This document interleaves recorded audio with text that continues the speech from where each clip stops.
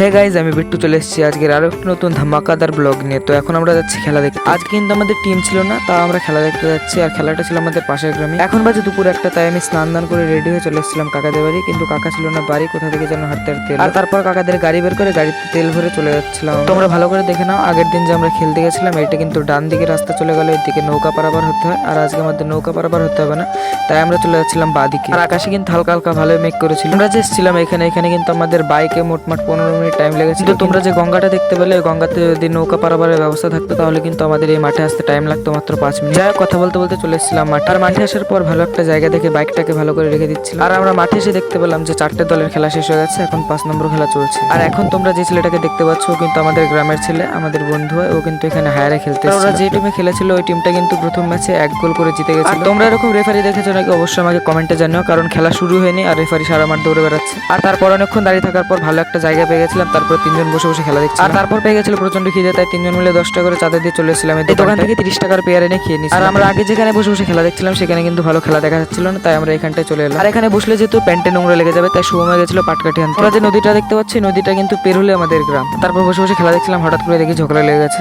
তাই হাঁটতে হাঁটতে চলে গেছিলাম ঝগড়াটার এখানে কি হচ্ছে তাই দেখি। এখানে এসে আমরা দেখতে পেলাম যে আমাদের গ্রামের একটা লোকের সাথে ঝগড়াটা লেগেছে। আর এই ঝগড়াটা লাগার জন্য কিন্তু খেলাটা অনেকক্ষণ বন্ধ ছিল। এখানটায় কিন্তু 16 দলের খেলা ছিল। 16 দলে কিন্তু এক একটা মিনিট অনেকটা দামি, কারণ পুরো খেলাটা তো হয়ে যায় কিন্তু ফাইনাল খেলা চালানোর মতন টাইম থাকে। ভিডিও শুরুতে যাকে দেখিয়েছিলাম যে হায়ারে খেলতে এসছে, ওরা কিন্তু সেকেন্ড ম্যাচে হেরে গেছিল, তাই ওরা নৌকা পারাপার হয়ে বাড়ি। সময় কিন্তু নৌকা থেকে টাটা করে দিচ্ছিল। এখানে ওই লোকগুলো লাফাচ্ছিল, কারণ ওনাদের টিম হলো সেমিফাইনাল উঠেছিল। সেমিফাইনাল জেতার মানে তো তোমরা জানো, হয় ফার্স্ট প্রাইজ পাবে নয় সেকেন্ড প্রাইজ পাবে। এখন চলছিল 2 নম্বর সেমিফাইনাল খেলা, কিন্তু এখনই এতটা পরিমাণে অন্ধকার হয়ে গেছিল, জানি না ফাইনাল খেলা ওরা কিভাবে চালাবে। তো অন্ধকার হয়ে গেছিল, তাই আমরা ফাইনাল খেলা না দেখে চলে যাচ্ছিলাম বাড়ি। ভিডিও শেষে তোমাদের একটা কথা বলবো, তোমরা ভিডিও দেখছো কিন্তু সাবস্ক্রাইব করছো না, প্লিজ সাবস্ক্রাইব করো আমার চ্যানেলটিকে।